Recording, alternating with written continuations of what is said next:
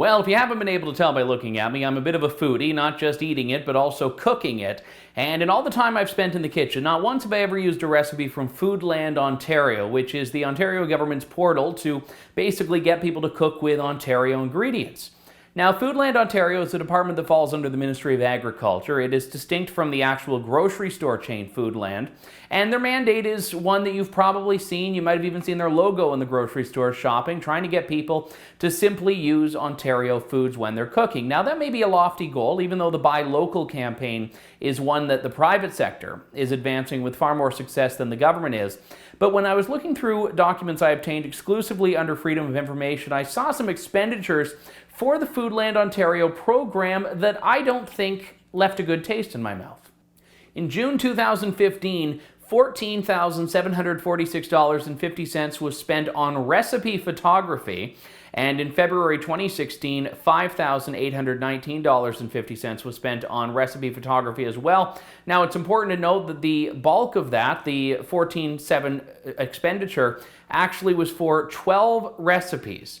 12 recipes over 3 days. Recipe photography for 4 recipe releases. And in February 2016, they were spending that $5,800 on 4 recipes featuring rabbit, venison, pickerel, and rainbow trout. Now, if the Ontario government keeps up spending, rabbit is pretty much all we're going to be able to eat right now. But this averages out to be about $5,000 a day for photography. $5,000 a day to photograph meals, to do what teenage girls do with Instagram and an iPhone free of charge.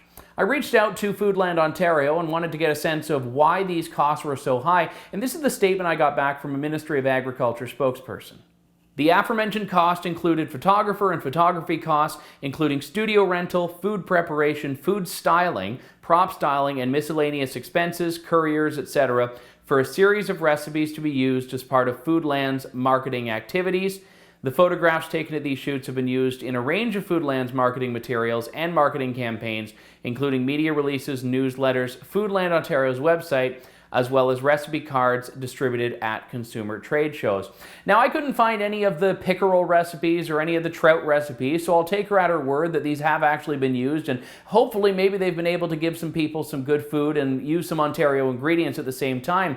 But I wanted to look up what was so special about these recipes that we were paying tens of thousands of dollars for, and I found one of them. Peach, beet, and arugula salad. 3 Ontario beets, some Dijon mustard, a teaspoon of Ontario honey, Ontario shallots, Ontario peaches, 1 bunch of Ontario arugula, and half a cup of goat cheese. No, not just any goat feta cheese, but Ontario goat feta cheese. So you see, this whole campaign is just about taking recipes, which are already out there, and just slapping the word Ontario in front of them.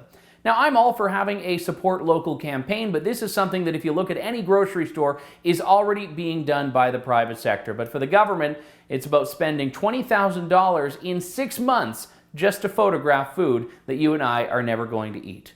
For the Rebel.media, I'm Andrew Lawton. If you're hungry for more great content, make sure to check out the Rebel.media for lots more fearless content and commentary. And you should also become a premium member. It is the best deal you'll ever get, and you'll have access to stuff you will not see anywhere else, only at the Rebel.media.